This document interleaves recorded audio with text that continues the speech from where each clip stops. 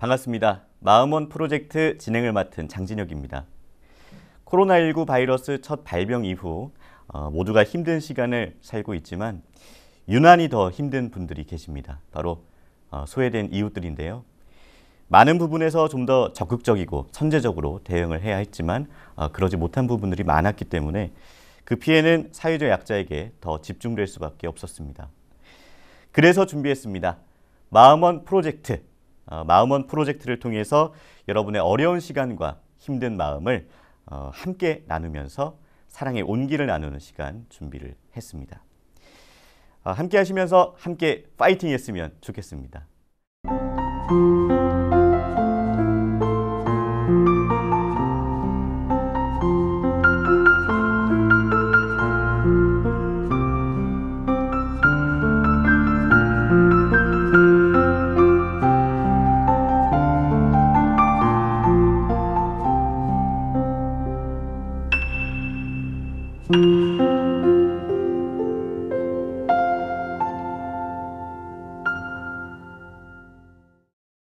네, 그럼 오늘 초대 손님 모셔보겠습니다. 이연아 씨입니다. 안녕하세요. 네, 안녕하세요. 이연아입니다. 네, 반갑습니다. 네, 반갑습니다. 자, 미리 말씀드리면 이연아 씨는 오늘 첫 시간에 초대 손님이기도 하고요. 저희 마음원 프로젝트를 진행할 저의 파트너이기도 합니다. 연아 씨를 이제 첫 게스트로 모신 데는 다 이유가 있습니다. 네, 북한 이탈 주민분들이 사회적 약자로 살아가고 있다는 보도는 종종 들리고 있고요. 네. 또 연아 씨가 어떤 분들인지 궁금해하시는 분들도 분명히 있을 거고요. 예. 그래서 오늘 첫 초대 손님으로 모셨고요. 네. 연아 씨의 이야기를 통해서 많은 분들이 북한 이탈 주민에 대해서 생각하고 이해하는 시간 가져보려고 합니다. 네. 네. 마음원 프로젝트 제가 이 원이라는 단어에 참 여러 가지 의미가 있다고 생각이 들더라고요. 네네. 일단 하나라는 뜻의 원, 그렇죠. 그리고 뭐가 나지 않는 느낌의 원, 네. 또 바라고 원하는 것을 뜻하는 그런 느낌의 원, 또 둥글게 하나로 통한다는 느낌의 원. 다 조합해보면 소외되어 있는 모든 어려운 이웃들을 따뜻하게 감싸주고 우리 모두가 하나라는 단어 아닐까 싶은데요. 네네. 바로 그 의미처럼 네. 또 저의 이야기가 여기에 또 솔직하게 먼저 터놓아지면 다른 북한 이탈 주민들도 편하게 이 시간을 갖게 되지 않을까 이런 생각을 해봅니다. 네. 예. 연아 씨가 제 마음에 들어갔다 나간 것 같아요. 너무 네, 제 마음을 표현을 잘 해주신 것 같습니다. 네. 자, 그럼 지금부터 연아 씨와 함께 이야기를 나눠보면서 마음원 프로젝트 첫 번째 시간 시작해 보겠습니다.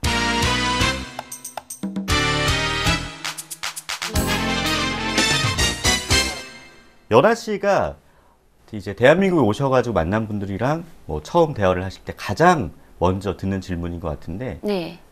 온 지 얼마나 되셨어요? 그쵸. 그 말 많이 듣죠. 네. 12년도에 대한민국에 정착했으니까 올해 차로 그냥 만 9년? 만 9년? 네. 꽤 되셨네요. 그러니까요. 네네. 어제 온 것 같은데 벌써 이렇게. 그 탈북이라고 표현을 하지 않습니까? 예. 탈북을 결심하게 된 이유를 좀 여쭤본다면요. 좀 여러 가지 이유들이 막 엉키고 뒤엉키고 막 이래서 어느 네네. 순간에 그 꼭지점이 됐다고 우리가 보통 말하거든요. 그렇죠. 그러니까 원하고 진짜 갈고 하다가 정말 참지 못할 부분에서 딱 이르게 되는데 그래도 그중에 가장 결정적인 이유가 뭐냐 하면은 경제적인 이유가 가장 컸던 것 같아요. 네. 이게 이제 북한에서 생활을 하실 때 경제적인 어려움 때문에. 그렇죠. 네. 그럼 남한으로 탈북을 하게 되면 좀 경제적으로 나아질 거라는 생각은 어떻게 하시게 된 거예요? 그 생각은 우리가 흔히 북한의 네. TV라고 하잖아요. 텔레비전을 이제 보다 보면 그 남조선 사람들이 이제 막 시위를 하는 게 나와요. 네. 노동신문에도 실리고 네네. 생존권을 위한 남조선 주민들의 뭐 투쟁, 노조, 뭐 이런 활동 이렇게 해서 딱 실리는데 어머, 아니 저 사람들 생존권을 위해서 투쟁한다는데 네. 얼굴들이 사실 다 너무 이렇게 벌기우리하고 도당 책임비서 얼굴 이상으로 좋은 거예요. 이게 이제 건강해 보이고 활력이 있어 보인다 이런 뜻이죠? 잘 먹고 잘 사는 네. 얼굴들이죠. 네, 그래서 북한에서 사실 일반 주민들이 그런 얼굴을 가지고 있는 사람이 없어요. 네. 다 그냥 빼빼 마르고 혈색들도 막 거무튀튀하고 안 좋고 네, 한데 그런 얼굴들을 보면서 못 사는 거 맞나? 이런 사실 의심 같은 게 들다가 네. 그러다가 이렇게 좀 뭐라고 해야 될까? 몰래 들어오는 그런 매체들도 있잖아요. 그렇죠. 그런 것들도 접하고 또 중국을 통해서 들어오는 그런 상품의 질이라든가 네. 한국 화장품, 뭐 옷, 뭐 이런 것들 보면서 우리가 간접적으로 그 느낌이라는 게 있잖아요. 있죠. 예, 못 살지 않는다. 이 나라는 네네네. 분명 잘 사는 나라다. 아하. 그런 것들도 있고 나중에 대한민국이라는 쌀이 또 이렇게 지원으로 들어왔어요. 네. 그래서 그게 일반 주민들 공급으로는 해결이 안 됐지만 시장에 풀릴 때 적십자 사로 들어온 그 쌀에 대한민국이라고 딱 써 있고 네. 그 쌀 먹어보면 진짜 좋거든요. 네네. 그래서 먹어보면 알죠. 알죠. 네. 아, 이게 바로 호남 쌀인가 보다. 그런 생각하면서 예. 차츰 생각이 바뀌는 것 같아요. 네. 그러면 이제 결심을 했다고 해서 실행에 옮길 수 있는 것도 아니고 또 이제 그쵸. 실행 옮기는 그 과정도 굉장히 험난했을 것 같은데. 그럼요. 그 남한으로 건너오시는 과정을 좀 말씀해 주시겠어요?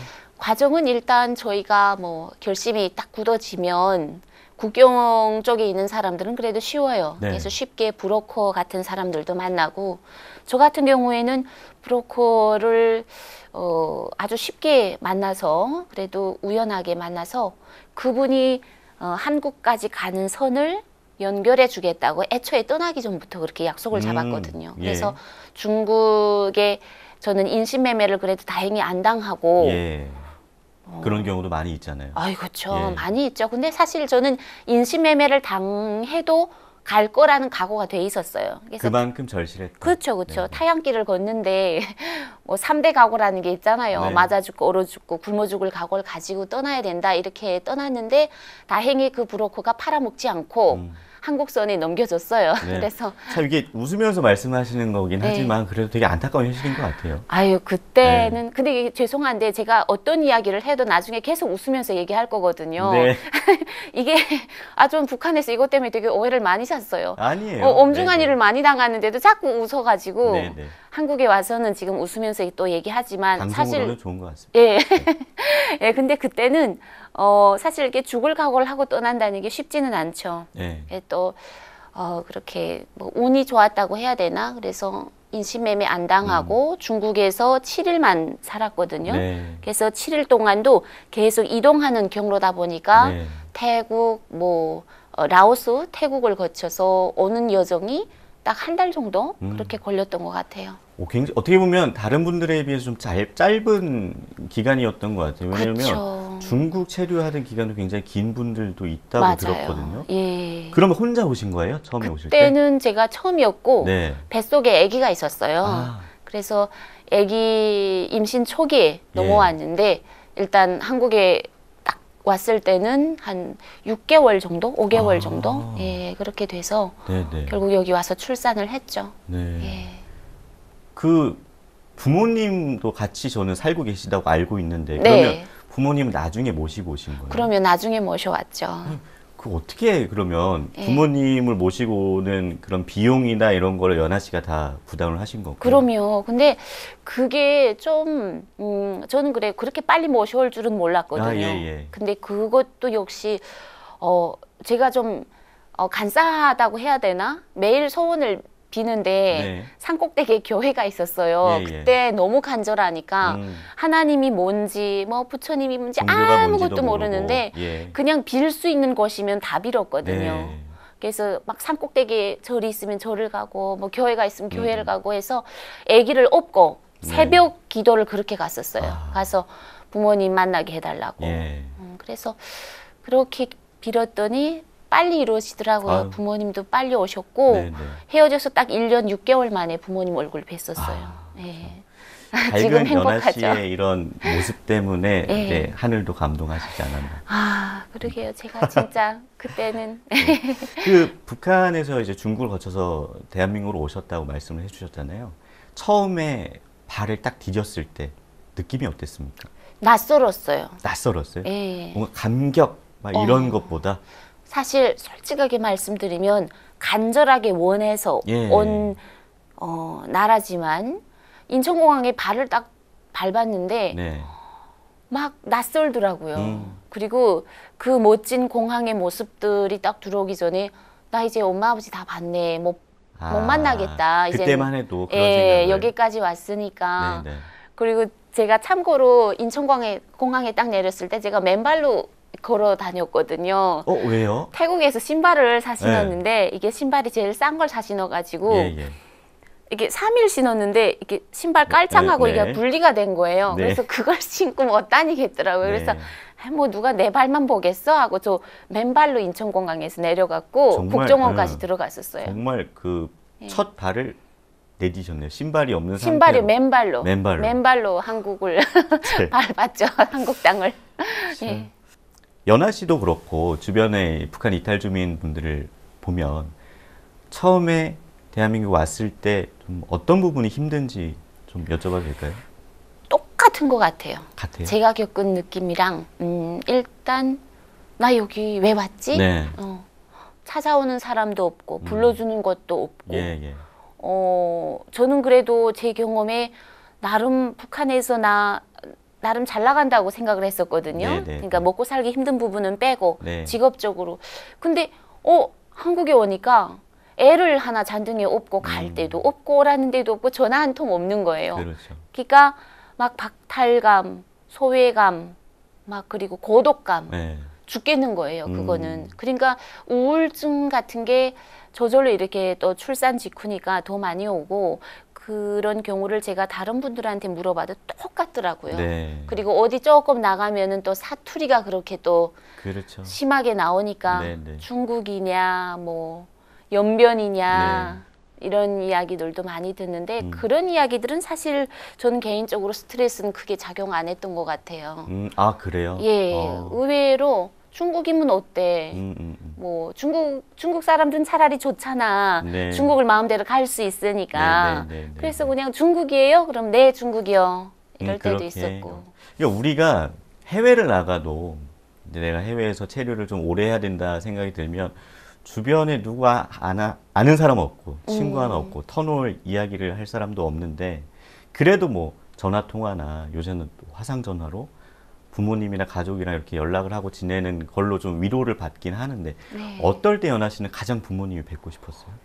그 좋은 걸 봤을 때 제일 생각나더라고요. 좋은 거 봤을 때. 예, 네. 그러니까 함께 하고 싶으니까. 예, 예를 들어서 꽃이 여긴 많이 피잖아요. 네네. 그냥 아파트 문을 열고 나가면 비싼 아파트가 아니어도 그냥 다 꽃밭이에요. 네. 화단도 잘 조성돼 있고. 북한에 있을 때 사실 뭐 김일성이나 김정일 그 생일이나 이렇게 서거일이라 해가지고 그날에 꽃을 마련하는 것도 사실 엄청 힘든 일이거든요. 네. 산을 다 뒤져야 돼요. 꽃 한 송이 만드는데, 그 찾아내는데. 근데 나가면 그냥 꽃밭이고, 네. 그냥 화려한 조명이고, 그냥 다 맛있는 게 천지고 이러니까 그럴 때마다 부모님 생각이 그렇게 나더라고요.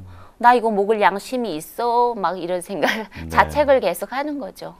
그렇게 이제 부모님을 모시고 와서 어떻게 보면 연아 씨가 먼저 오시기도 했고 네. 젊으시기도 하고 하니까 이제 한 가족의 가정의 가장 역할을 맡으신 거잖아요. 네, 그렇죠. 거기서 오는 좀 책임감 또 좀 안 좋은 얘기로는 부담감도 있으셨을 것 같아요. 부담감은 네. 좀 죄송한 얘기지만 네, 뭐 네. 10살 이상부터 계속 있었어요. 왜냐하면 북한에 계실 때부터. 예, 딸이 하나밖에 없으니까 네. 어쨌든 가장 계속 그래 나는 타고난 가장이야 이런 마음가짐이 있었는데 문제는 고향에서 부모님을 딱 모셔왔으니까 좀 더 잘해드려야 되겠다는 생각. 네. 그래도 이 살만한 세상에 왔으니까 좀 더 좋은 곳을 모셔 이렇게 다니고 싶은 그런 생각이 좀 많이 압박이 되더라고요. 네. 그러니까 먹는 거는 뭐 언제나 진수성찬이죠, 사실은. 네, 네. 그래서 그건 그렇게 아쉽지가 않은데 늘 나 일만 하다가 보면 부모님 언제 모시고 다니지 이런 압박감이 지금도 그렇고 그때 제일 심했던 것 같아요. 네. 그러니까 평생을 대한민국 사회에서 살아온 사람들도 예. 내가 가장이 됐다라는 이제 역할이 바뀌었을 때 부담감이 굉장히 크거든요. 크잖아요. 네. 근데 연아 씨는 더더욱이 그런 책임감이 컸을 것 같다라는 생각이 듭니다. 쉽지 않아요, 네. 그게. 대한민국 국민이 되신 지 만 9년, 뭐 이제 10년째가 되셨고, 시간이 그래도 꽤 흘렀잖아요. 강산이 변한다는 시기인데. 네. 네. 북한 이탈 주민분들이 그리고 연아 씨가 예. 언어나 뭐 문화 차이로 인해서 좀 재미있는 에피소드들이 있다고 들었거든요. 하나만 좀 소개를 해주세요. 많은데 네. 제가 여기 한국에 정착해서 저도 어린 나이에 오다 보니까 소개팅이라고 해야 되나 그 예. 맞선이라고 하긴 좀 소개팅으로 그렇다. 하시죠, 우리. 예, 네. 소개팅. 그래서 결혼을 해야 되니까 이게 네. 만났는데 어디서 만나냐면 에버랜드 용인 에버랜드를 음. 갔어요. 그래서 그분이 저를 보고 커피를 먹겠냐고 하는 거예요. 그래서 네. 커피숍을 갔어요. 네. 너무 많은 거예요, 이게 커피 다. 메뉴가? 예. 네. 뭐 부르지도 못할 언어로 다 외래어로 돼 있으니까 제가 눈이 딱 가는 게 에스프레소가 가는 거예요.